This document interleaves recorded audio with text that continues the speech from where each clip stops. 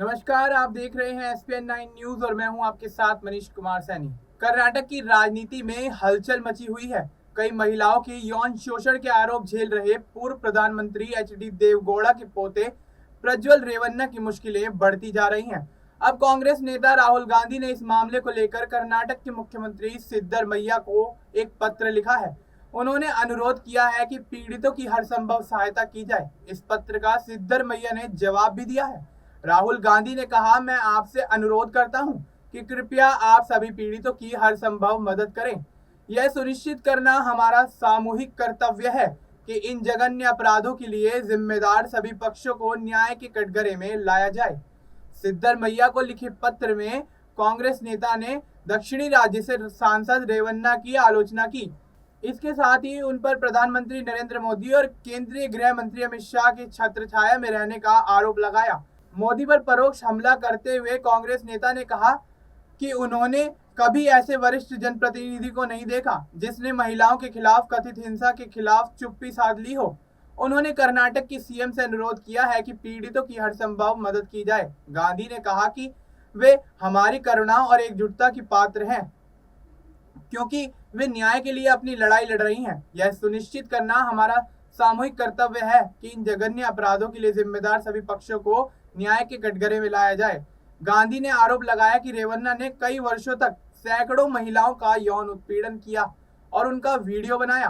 उन्होंने कहा कि कई लोग जो भाई और बेटे के रूप में देखते थे, उनके साथ सबसे हिंसक तरीके से क्रूरता की गई और उनकी गरिमा लूट ली गई। माताओं और बहनों के साथ दुष्कर्म किए जाने के लिए कठोर से कठोर सजा देने की जरूरत है। पूर्व कांग्रेस प्रमुख ने कहा कि मुझे यह जानकर गहरा सदमा लगा कि पिछले साल दिसंबर में हमारे गृह मंत्री अमित शाह को देवराजे गौड़ा ने प्रज्वल रेवन्ना के घिनौने कारनामों के बारे में बताया था। इससे भी ज्यादा चौंकाने वाली बात यह है कि केंद्र में सत्तारूढ़ भाजपा के वरिष्ठ नेता द्वारा इन विभत्स आरोपों के सामने लाए जाने के बावजूद मोदी ने एक दुष्कर्मी के लिए प्रचार किया है। गांधी ने आगे कहा कि इतना ही नहीं, केंद्र सरकार ने जानबूझकर उसे भारत से भागने दिया है। इन अपराधों की और प्रधानमंत्री व गृह मंत्री के आशीर्वाद से प्रज्वल रेवन्ना को मिली छूट की कड़ी निंदा की जानी चाहिए। उन्होंने आरोप लगाया कि दशकों में मैंने ऐसा वरिष्ठ जनप्रतिनिधि नहीं देखा जिसने महिलाओं के खिलाफ कथित हिंसा के खिलाफ लगातार चुप्पी साध रखी हो। हरियाणा में हमारे पहलवानों से लेकर मणिपुर में हमारी बहनों तक भारतीय महिलाएं ऐसे अपराधियों के लिए प्रधानमंत्री के मौन का समर्थन का खामियाजा भुगत रही हैं।